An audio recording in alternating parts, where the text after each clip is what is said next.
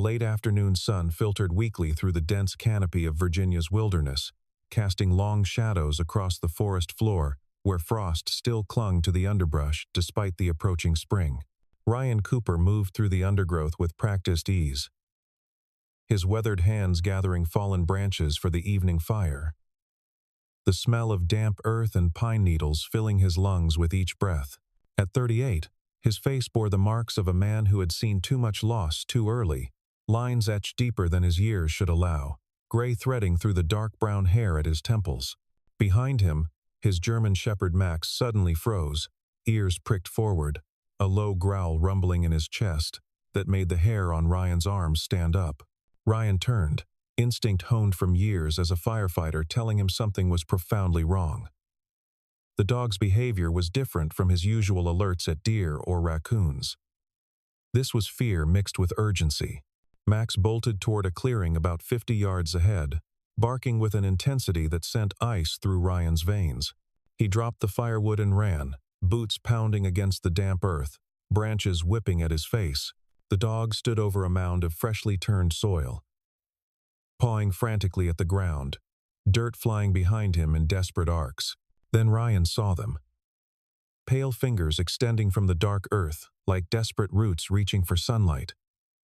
The nails broken and caked with dried blood. For a moment, his mind refused to process what he was seeing. Then training overrode shock. Time collapsed into a single moment of pure terror and purpose. Ryan fell to his knees, hands tearing at the cold dirt, heart hammering against his ribs so hard he thought it might break through. The soil was loose, recently disturbed, and as he dug deeper with movements that became increasingly frantic, his fingers found fabric, then shoulders, then a face covered in mud and streaked with dried blood. He pulled with all his strength, muscles screaming, dragging the limp form from its earthen tomb. A woman, young, barely breathing, her lips blue and cracked, skin so pale it looked translucent in the fading light. Her eyes fluttered open for just a second, unfocused and filled with raw fear that Ryan recognized from his worst calls as a firefighter. She tried to speak but only managed a rasping sound that might have been a word or might have been a death rattle. He cleared her airway, checked her pulse, found it thready and weak but present. She was alive, barely, impossibly, miraculously alive. She was Natalie Bennett, 29 years old, CEO of Bennett Industries, a face that had dominated every news station for the past 48 hours. Missing, abducted, presumed dead by most experts, and here she was, buried alive in the woods less than an hour from Ryan's cabin, pulled from death by a man who had been looking for nothing more than kindling to cook dinner for his 7-year-old daughter. Natalie's lips moved again, a whisper so faint Ryan had to lean close, his ear nearly touching her mouth to hear over the sound of Max's continued barking. What she said in that moment would change everything. It would pull him into a web of betrayal and danger he never asked for, connect two fractured souls across impossible divides, and force both of them to confront truths they had spent years running from. But first, they had to survive the night. Ryan Cooper had not expected his life to look like this. 5 years ago, he had been a different man entirely, one who believed in plans and futures, and the promise that tomorrow would be better than today.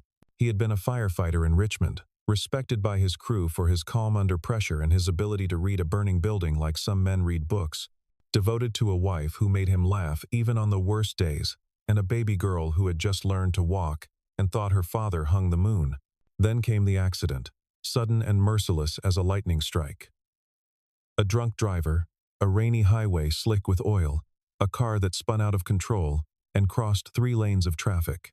His wife Claire died on impact. The medical examiner told him later, trying to be kind. She did not suffer. Ryan survived without a scratch, walking away from the twisted metal that had been their sedan. And that felt like the cruelest punishment of all. Why had he lived when she had not? What cosmic injustice let him breathe? While she lay cold on a morgue table, he quit the fire department 6 months later, unable to bear the weight of saving strangers when he had failed to save the one person who mattered most. The nightmares came regularly. Dreams where he pulled people from burning buildings only to find Claire's face behind every mask, her eyes accusing him of choosing everyone else over her. He knew that was not rational, but grief rarely is. His captain had tried to talk him out of leaving, reminded him of his exemplary record, the lives he had saved, the rookie firefighters he had mentored. But Ryan could not shake the feeling that his hands, which had carried dozens to safety, had somehow been the ones to kill his wife. He took Emma, not yet 3 years old and asking constantly when mommy was coming home, and moved to the outskirts of the state, to a small cabin on the edge of the woods, where the silence was so complete, it felt like drowning. The cabin had belonged to Claire's grandfather. Left to them, in a will they had never expected to use. It needed work, had been empty for years, but it was theirs, and it was far from Richmond. Far from memories that ambushed him on every street corner. He took odd jobs to keep them afloat. Handyman work, fixing roofs and clearing trees. Sometimes helping at the local hardware store, when they needed an extra pair of hands. Enough to pay bills and keep food on the table and cover Emma's needs. Enough to survive, but not enough to live, not in any meaningful way. The work kept his body busy, but his mind remained a prison of what-ifs and if-onlys. Emma was 7 now. Bright and curious, in ways that sometimes broke his heart, with her mother's green eyes that seemed to see straight through his careful facades, and her father's quiet strength that he was not sure he possessed anymore. She asked questions about Claire sometimes, tentative and gentle, as if afraid the questions themselves might hurt him. He answered as best he could, painting a picture of a woman Emma barely remembered. On good days, he took her fishing in the creek that ran behind their property, teaching her to bait hooks and read the water. On bad days, he stared at the walls and wondered if he was doing any of this right. If Emma would grow up blaming him for the childhood he could not quite give her. The cabin was small but sturdy, built from logs that had weathered decades of storms, surrounded by towering pines that whispered secrets in the wind. Inside, the furniture was simple, worn but clean. Most of it salvaged from thrift stores or built by Ryan's own hands during the long winter nights. Photographs lined the mantel over the fireplace, frozen moments of a life that felt like it belonged to someone else. Claire laughing at their wedding, Emma as a baby covered in birthday cake, the three of them on a beach somewhere warm. Ryan could not bring himself to take them down, but looking at them felt like pressing on a bruise that never quite healed. He cooked simple meals, spaghetti and grilled cheese, and occasionally something more ambitious when he had the energy. He helped Emma with homework, marveling at how quickly she learned, how easily math and reading came to her. He read to her before bed, voices for all the characters, making her giggle with silly accents. They lived quietly, carefully, two people trying to make sense of a world that had broken them both in different ways. His hands were calloused from work, rope, burn, and splinters, and the rough texture of wood and stone, his body still strong despite the years of not quite taking care of himself the way he should. The scars on his soul ran deeper than any he had earned fighting fires. He carried guilt like a second skin, wore it in the way he held himself, the careful distance he kept from anything that felt too much like hope or happiness or the possibility of moving forward. People in town knew him as the quiet single dad who never caused trouble and never asked for help, who paid his bills on time and kept to himself. They did not know about the nightmares, the nights he woke gasping with smoke in his lungs that was not really there, or the way he still set the table for 3 out of habit before catching himself. Emma was his anchor, the only thing that kept him tethered to the world of the living. For her, he got up every morning, even when his body felt made of lead. For her, he learned to smile again, even when it felt like lying, like wearing a mask of a person he used to be. She deserved better than a broken father in a cabin in the woods, better than this half-life they were living. But she loved him fiercely anyway with the uncomplicated devotion of children, and that love was both his salvation and his deepest shame. He had no idea that his life was about to collide with someone from a world so far removed from his own that they might as well have been living on different planets, that a simple walk in the woods for firewood would drag him into a nightmare that would test everything he thought he knew about himself. Natalie Bennett had built an empire before most people figured out what they wanted to do with their lives, before her college classmates had even paid off their student loans.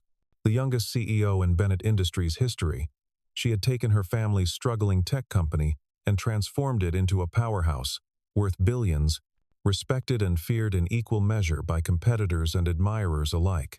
She was brilliant in ways that made others uncomfortable, ruthless when necessary in a world that punished women for the same behaviors it rewarded in men, and utterly, devastatingly alone.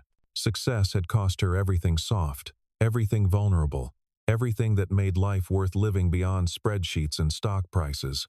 Relationships withered under the pressure of constant work, men who could not handle a woman who earned more and worked harder and cared less about traditional expectations. Friends fell away, unable to compete with deadlines and board meetings and business trips that consumed weeks at a time. Her family, what remained of it, viewed her through the lens of dollar signs and inheritance disputes, saw her not as a person but as an obstacle or an opportunity, depending on their needs.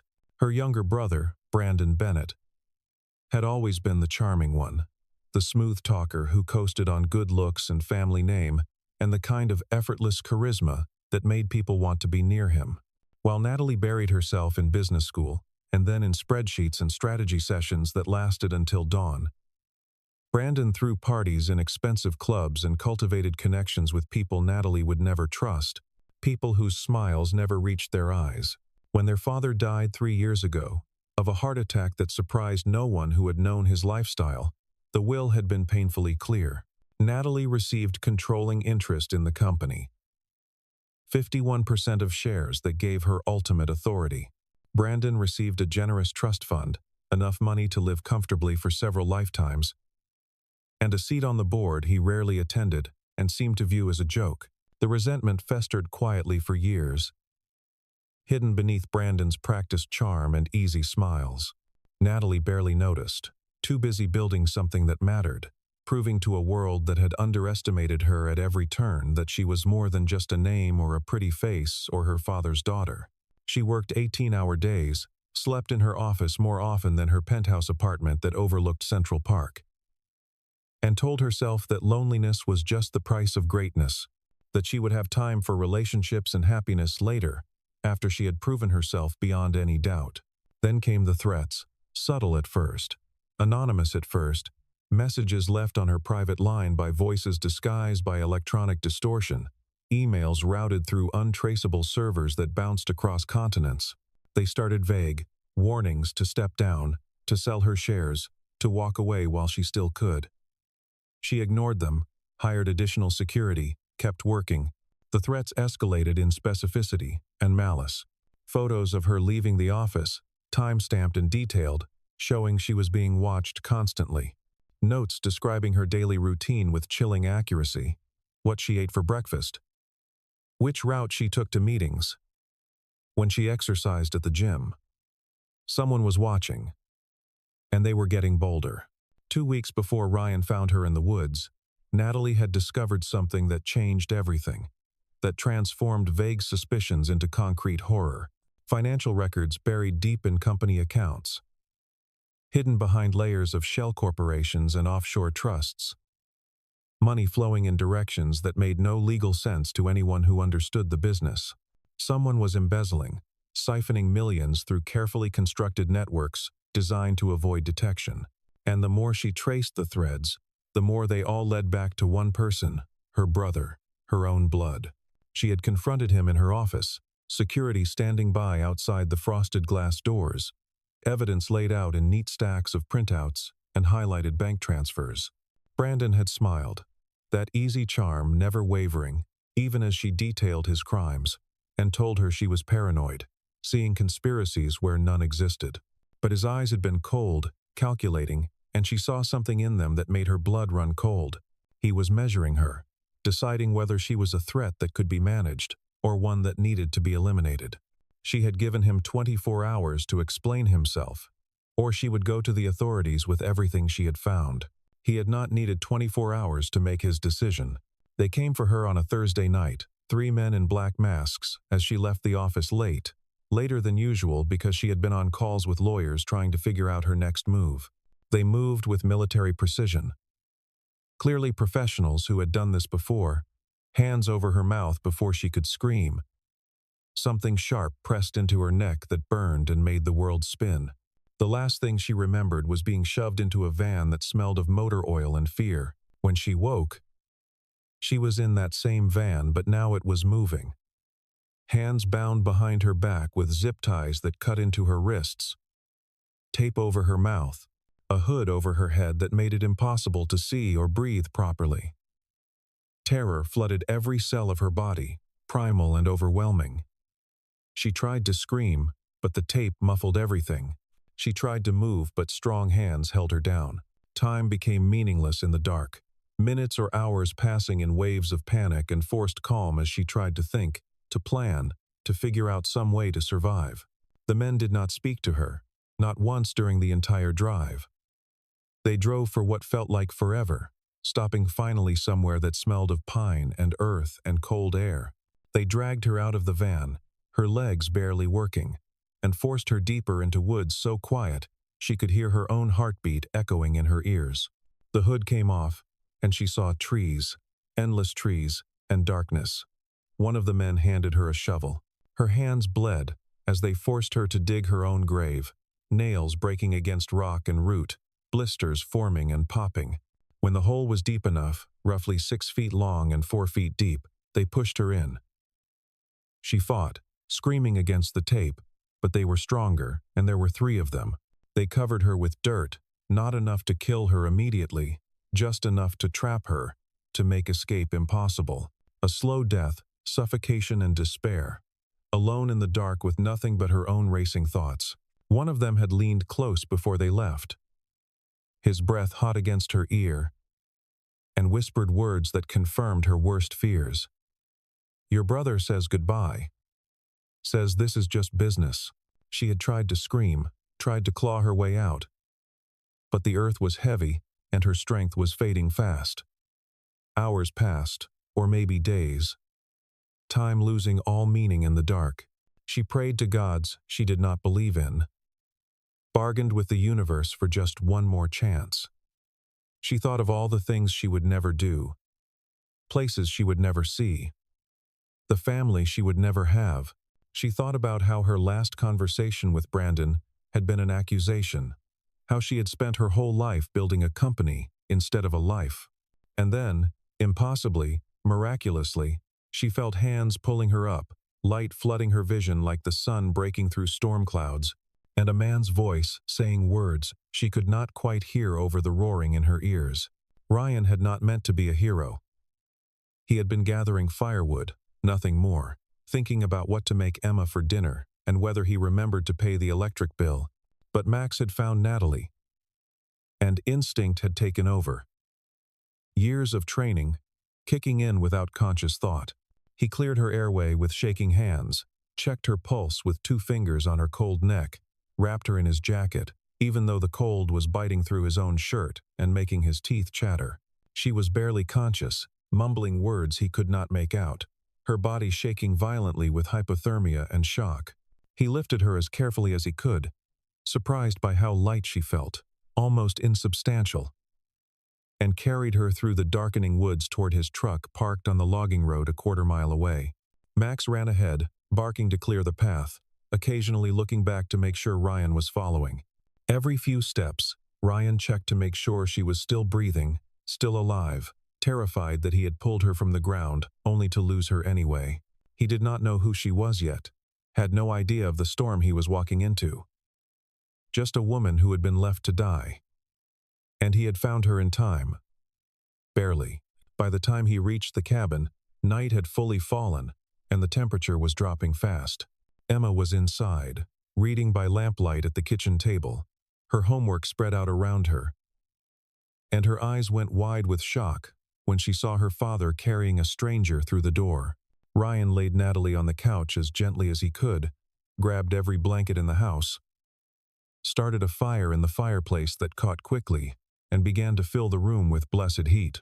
He cleaned the dirt from her face as gently as he could with a warm washcloth, checked for broken bones with careful hands that had done this 100 times in his firefighting days, tried to assess the damage without hurting her further. Natalie's eyes opened, clearer now, focusing on his face with an intensity that startled him. She looked terrified, confused, her lips forming words that came out as barely a whisper. He's my brother. Don't trust anyone.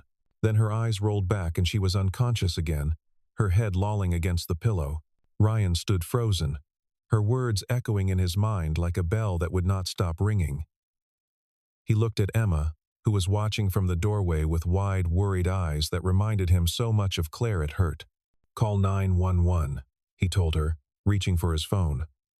But even as he said it, doubt crept in like smoke. Don't trust anyone. What did that mean? Was she in danger from the police? From hospitals? Was this paranoia, or was she right? He compromised, calling his old friend Derek instead, a paramedic who lived 20 minutes away and owed him favors from their time in the service together. Derek arrived within half an hour, medical bag in hand, asking no questions that Ryan could not answer. Together they stabilized Natalie, got fluids into her through an IV line Derek had brought, monitored her vitals, which were weak but slowly improving. She was severely dehydrated, hypothermic, had bruises and cuts all over her body, but nothing immediately life-threatening. Whoever had buried her had been careful to make it look like an accident or natural death, not murder. "You need to call the police," Derek said as he packed up his supplies, giving Ryan a look that said he knew something was being left unsaid. "This woman needs a hospital, Ryan. Real treatment. I can only do so much." Ryan nodded. But something held him back. Some instinct he could not explain. Her words, the fear in her eyes, the way she had looked at him like he was the only solid thing in a world that was trying to kill her. He asked Derek to give him until morning, just to make sure she was stable enough to move. Derek reluctantly agreed, made Ryan promise he would not do anything stupid, and left with a worried backward glance. Ryan sat by the couch, watching Natalie sleep fitfully, her face twitching with nightmares he could only imagine. Emma had gone to bed after a dozen questions he had no good answers for. But he knew she would not sleep well. Neither would he. Outside, the woods were silent and dark. But Ryan had the distinct feeling that they were not alone, that somewhere out there in the trees, someone was watching and waiting. He got up, checked the locks on all the doors and windows, made sure Max was alert and positioned by the front door. Then he settled into the chair by the fire, his old service weapon from his firefighting days within reach on the side table, and waited for dawn with every sense on high alert. By morning, Natalie was awake and attempting to sit up, despite Derek's instructions to rest, barely able to hold herself upright. She sat propped against pillows Ryan had arranged, wrapped in blankets that made her look smaller and more vulnerable than her reputation suggested. She sipped water Ryan had heated over the fire, taking small, careful sips. Her voice was hoarse, every word clearly an effort, but she was determined to talk, to explain before whatever was coming found her again. She told him everything. Her name, her company, her brother, the conspiracy she had uncovered, the embezzlement and betrayal, the men who had buried her alive on her own brother's orders. Ryan listened, his expression carefully neutral. But inside, his mind was reeling. This was so far beyond his world of firewood and hardware stores that it felt like fiction, like something from a movie. But the terror in her eyes was real. The bruises on her wrists were real. The dirt still under her fingernails was real. When she finished, silence stretched between them, heavy and uncomfortable. Emma watched from the kitchen table, pretending to color in her coloring book but hanging on every word. Ryan could see the wheels turning in his daughter's head, questions forming that he would have to answer later. Why not go to the police? Ryan finally asked. The obvious question. Natalie's laugh was bitter, almost a bark. Brandon has connections everywhere. Police, judges, politicians, business partners in law enforcement. If I go public without ironclad proof, without something that cannot be denied or buried, I disappear for real this time. Or worse. Her eyes flicked to Emma, then back to Ryan, and he understood the unspoken threat. I need time. I need to figure out who I can trust, who is on his payroll, and who is not. I need to gather evidence that is airtight, that cannot be dismissed as the paranoid delusions of a woman who almost died. Ryan wanted to tell her this was not his problem, that he had a daughter to protect, a quiet life to preserve, that he had earned his peace and quiet after everything he had lost. But he looked at Natalie, broken and desperate and barely holding herself together, and saw something of himself in her eyes. The same haunted look he saw in his own mirror every morning when he forced himself to shave and face another day. Two people who had lost too much and were barely holding on, clinging to routine and duty because everything else had been stripped away. "You can stay here tonight," he said finally, the words coming out before he could stop them. "Tomorrow, we figure out what comes next. But I am not promising anything beyond that. My daughter comes first." Natalie nodded, relief washing over her face so completely that he thought she might cry. She closed her eyes, exhaustion pulling her under again like a tide. Ryan stood, walked to the window, and stared out at the forest that suddenly felt less like sanctuary and more like a cage. He had pulled her from the ground, saved her life. But he had a sinking feeling that was only the beginning, that whatever darkness had tried to bury Natalie Bennett was far from finished with her. And he was right. They came that night just after midnight. Ryan woke to Max's growling, a low, continuous rumble that meant immediate danger. Not just wildlife. He was on his feet instantly, years of training making his movements automatic, grabbing his weapon from the nightstand, moving to the window in his bedroom. Two figures, maybe three, moving through the trees toward the cabin with the careful precision of professionals. Armed, judging by their silhouettes, and wearing what looked like tactical gear. He woke Natalie first, a hand over her mouth to keep her quiet, whispering urgently. Her eyes snapped open, instantly awake and terrified.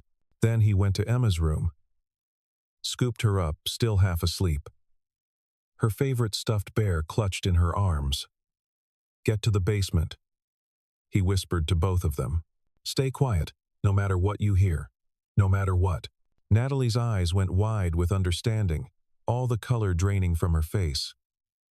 "They found me. Go. Now." He watched them disappear down the narrow stairs into the basement, Natalie carrying Emma, who was now fully awake and scared, then positioned himself by the front door. His heart was racing, adrenaline flooding his system, but his hands were steady on the grip of his weapon. Training from years of running into burning buildings kicked in automatically. Stay calm. Assess the situation. Act decisively. The first man tried the door, found it locked, stepped back and said something into a radio Ryan could not hear. Ryan could see him through the window, masked, communicating with hand signals to his partner who was circling around the side of the cabin. They were preparing to breach, probably had done this dozens of times before. Ryan made a split-second decision born from desperation and protective fury. He could not let them get inside, could not risk Emma getting caught in whatever was about to happen. He threw open the door and fired a warning shot into the air, the sound deafening in the quiet night. "Federal property," he shouted, bluffing with everything he had. "Leave now, or I call backup. You have 10 seconds. The men froze, clearly not expecting resistance, then scattered into the trees like shadows. But Ryan knew they would not go far, would regroup and come back with a different approach. He grabbed his truck keys, ran to the basement. "We're leaving. Right now. Move." They piled into his old pickup, Natalie and Emma in the back seat wrapped in blankets, Max in the truck bed standing alert, and Ryan gunned the engine. Headlights appeared behind them almost immediately, following at a distance but clearly tracking them. Ryan took back roads, paths he knew from years of exploring these woods, his truck rattling over rough terrain that would destroy a normal vehicle. Behind them, the pursuit continued, relentless and professional. He took a sharp turn onto a logging trail, killed the lights, and drove blind using only memory and the faint moonlight filtering through the trees. His hands were white-knuckled on the steering wheel, every muscle tense. The followers shot past the turnoff, confused, their headlights sweeping uselessly. Ryan waited, counting heartbeats, then turned back toward town, toward people and witnesses, and safety in numbers. By the time they reached the main highway, the sun was rising and they had lost their tail, at least for now. They ended up at a motel 30 miles away, one of those roadside places that ask no questions if you paid cash. Ryan got them a room on the ground floor, near the exits, with a clear view of the parking lot. Inside, Emma curled up on one bed, exhausted and frightened, clutching her bear. Natalie sat on the other bed, shaking despite the warmth of the room. Ryan stood by the window, watching the parking lot through a gap in the curtains, his weapon within easy reach. "I'm sorry," Natalie said quietly after a long silence. "I brought this to your door. I should leave. Find somewhere else. Keep you and Emma out of danger." "And go where?" Ryan asked, without turning, his voice harder than he intended. "They know you're alive now. They'll hunt you until you're not. Until you're buried so deep, no one can find you. So what do we do?" Ryan finally looked at her. Really looked at her. Saw past the CEO and the wealth and the power to the terrified woman who had almost died alone in the dark. "We stop running. We fight back. But we do it smart." Natalie stared at him, surprise and something else flickering across her face. "Hope, maybe. Or the beginning of trust. You don't owe me anything. You saved my life. That's already more than I had any right to expect." "No," Ryan agreed, sitting down on the edge of Emma's bed, smoothing her hair back from her face as she slept. "But my daughter is in danger now because of this. That makes it my problem, and I am not very good at walking away from problems anymore."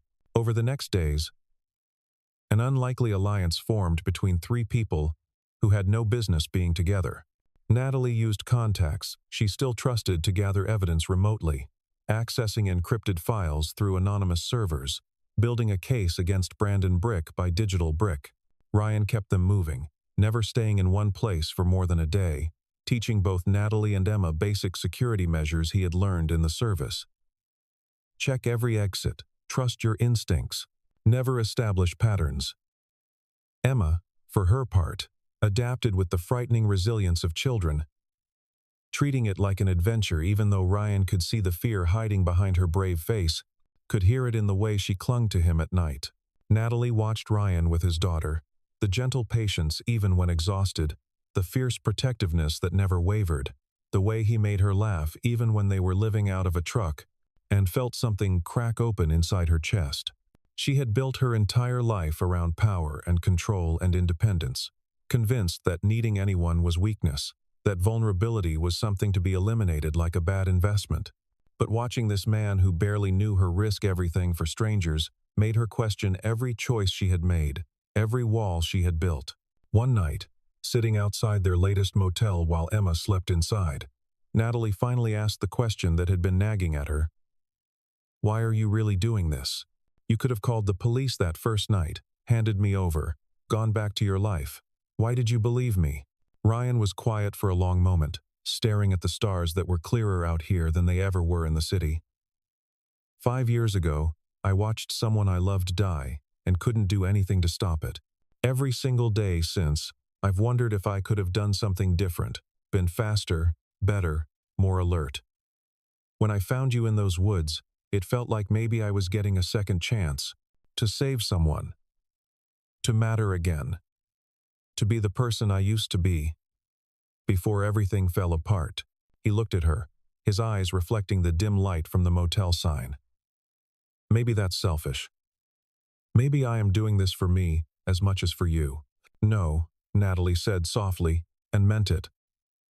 It's human. It's more human than anything I have done in years. She told him about her own loneliness then, words spilling out that she had never said to anyone. About the empire she had built to fill the hollow place inside where family and love should have been. about sacrificing every soft thing to prove she was strong enough, only to realize too late that strength without connection was just another kind of prison. They talked until dawn, two damaged people finding unexpected understanding in each other, sharing wounds they usually kept hidden. When they finally went back inside, something had shifted between them, a connection forming that neither could quite name but both felt like a lifeline. But there was no time for whatever was growing between them to develop naturally. Brandon had realized Natalie was not only alive but actively building a case against him. He escalated dramatically. The threats became more direct, more violent. A bomb threat at a courthouse where Natalie's lawyers were meeting, forcing an evacuation.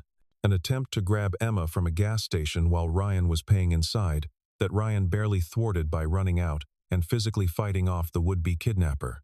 They were running out of places to hide and time to prepare. Natalie made the hard choice after the attempt on Emma. "We need to draw him out. Use me as bait. End this before someone gets killed." "Absolutely not," Ryan said immediately, his voice harder than she had ever heard it. "That's not a plan. That's suicide. It's the only way. He wants me dead, needs me dead, to secure his control. Let's give him a chance, but on our terms, with proof, with witnesses, with everything we need to end him permanently." They argued for hours, voices rising and falling, Emma listening from the other room with wide, frightened eyes. But Natalie was right, and Ryan knew it. Hated that she was right. Finally, he agreed, on the condition that he controlled every variable, that Emma was somewhere safe with Derek, that Natalie wore a wire, and had police back up close but not so close that Brandon would spot them. They planned meticulously, using Natalie's knowledge of Brandon's patterns and Ryan's tactical training from firefighting, where you learned to think 3 moves ahead, or people died. The trap was set for a warehouse on the outskirts of Richmond, neutral ground that Natalie convinced Brandon she had chosen for a secret meeting. She claimed she wanted to negotiate, to offer him a deal to walk away with his trust fund intact if he left her and the company alone. Brandon agreed too easily, too eager, too confident. He thought he held all the cards, had no idea the game had changed. Ryan positioned himself in the rafters with a clear line of sight to the main floor.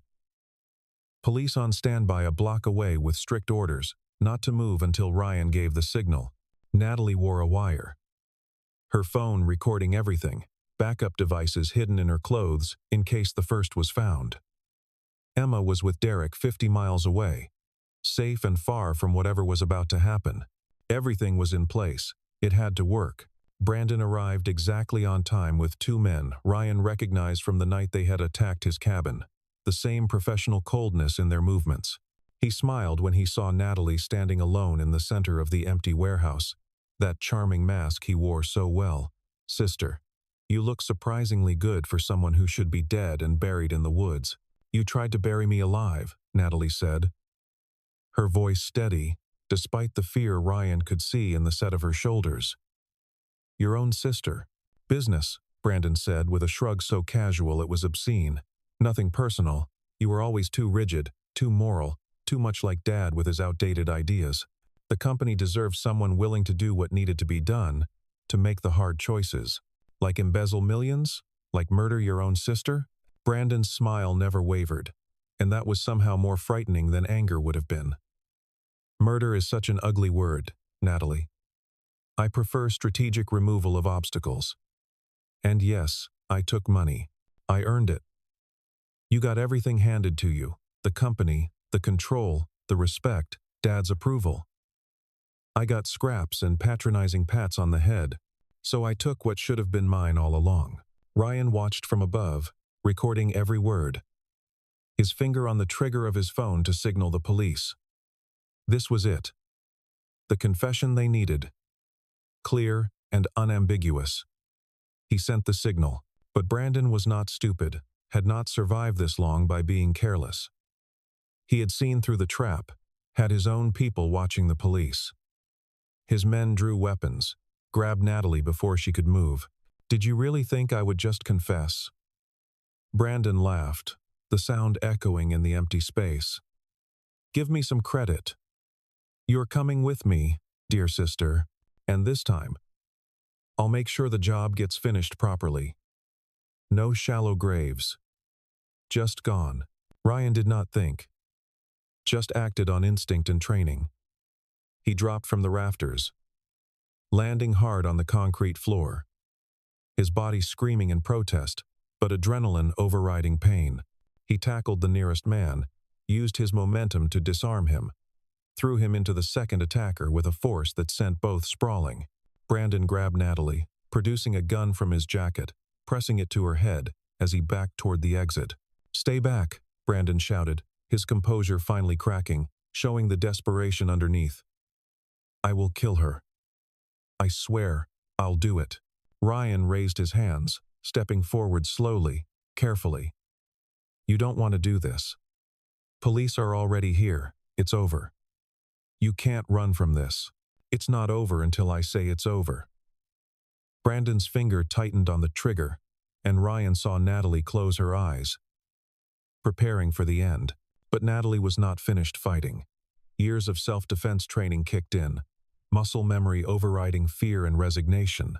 She twisted suddenly, knocked the gun aside with one hand, threw her elbow back into Brandon's face with every ounce of strength she had left. He stumbled, blood streaming from his nose, and Ryan was there instantly, tackling him to the ground. The gun skittered away across the concrete. Sirens wailed outside, growing rapidly louder. Police burst through the doors, weapons drawn, shouting orders that echoed off the walls. Brandon Bennett was arrested along with his accomplices, hands cuffed behind his back as he shouted about lawyers and false accusations that no one was listening to. The recording was clear, his confession ironclad, witnessed and documented. Within hours, the story broke nationally. The CEO who survived being buried alive, the conspiracy that nearly succeeded, the brother who had tried to kill her for power and money and wounded pride. Natalie's name was everywhere again. But this time, as a survivor, a fighter, someone who had faced death and come back stronger. Ryan stood outside the warehouse, watching Natalie give statements to detectives, cameras flashing in the distance like lightning. She looked exhausted but unbroken, stronger somehow than when he had pulled her from the ground. She caught his eye across the chaos and smiled, a real smile, and Ryan felt something in his chest loosen, a weight he had been carrying for 5 years finally beginning to lift. Emma ran to him from Derek's car the moment she saw him, throwing herself into his arms with a force that nearly knocked him over. He held her tight, breathing in the scent of her hair, grounding himself in her solid reality. They had survived. Against impossible odds, against people with money and power and connections, they had survived. And more than that, they had won. In the days that followed, Natalie returned to New York, to her company, to the life she had built. The media circus was overwhelming, every network wanting interviews, her face on every magazine cover, but she handled it with grace, giving carefully scripted interviews, rebuilding trust with shareholders, restructuring leadership to eliminate any remaining conspirators. Brandon was charged with attempted murder, embezzlement, conspiracy, and a dozen other crimes. He would spend decades in prison, his charm and connections finally worthless. Ryan returned to his cabin, to his quiet life that suddenly felt too quiet. But it did not feel the same anymore. The silence that had once been comforting now felt empty, like something was missing. Emma asked about Natalie constantly when they would see her again, if she was okay, if they were still friends. Ryan did not have answers, told himself it was better this way, that their worlds were too different, that what they had shared was just adrenaline and survival, not anything real or lasting. 3 weeks after the arrest, a car pulled up the long drive to the cabin, expensive and out of place among the trees. Ryan watched from the porch, Max at his side, as the door opened and Natalie stepped out. She was dressed simply in jeans and a sweater that looked new, her hair loose around her shoulders instead of the severe bun she wore in all her professional photos. She looked nervous, uncertain, so different from the powerful CEO the world knew. She walked up to the porch slowly, stopped at the bottom of the stairs. "Hi." "Hi," Ryan said, his heart doing something complicated in his chest. "I couldn't stop thinking about you. Either of you." She looked past him to where Emma was peeking through the screen door. "I built this whole life around being independent, around not needing anyone, around being strong enough alone. And then a stranger pulled me from the ground and showed me what I had been missing. Showed me that strength can mean letting people in, not keeping them out." Ryan came down the stairs, stood close enough to see the hope and fear warring in her eyes. "What are you saying, Natalie?" She smiled. That same real smile from the warehouse. The one that reached her eyes. "I'm saying this time, let's not be alone. I'm saying I want to try. I'm saying you and Emma, you saved me in more ways than just pulling me from the dirt. I'm saying I have an empire in New York, but it means nothing if I'm living it alone." Emma burst through the door, wrapping her arms around Natalie's waist with the uncomplicated joy of children. Natalie laughed, surprised, then hugged her back, fierce and tight. Over Emma's head, she met Ryan's eyes, questioning. He reached out, his calloused hand finding hers, and squeezed gently. A promise without words. They stood there in the fading afternoon light, three people who had been broken by loss and violence and betrayal, finding something unexpected in each other. A second chance. A new beginning. Proof that sometimes the worst moments lead to the best ones. That family is not just blood, but choice and commitment. And that trust, once earned through fire, can heal even the deepest wounds. The woods stretched out around them, dark and deep, but no longer threatening. Just trees and earth and the whisper of wind through branches. The promise of tomorrow. Inside the cabin, a fire waited to be lit, dinner to be made, a life to be built together from pieces that had seemed too broken to mend. It would not be easy. Natalie's world and Ryan's were still oceans apart in many ways. But they had survived the impossible together. They could figure out the rest. Max barked once, happy, and they all turned toward the door. Home. For the first time in years, for both Ryan and Natalie, it felt like more than just a place, or a building, or an escape.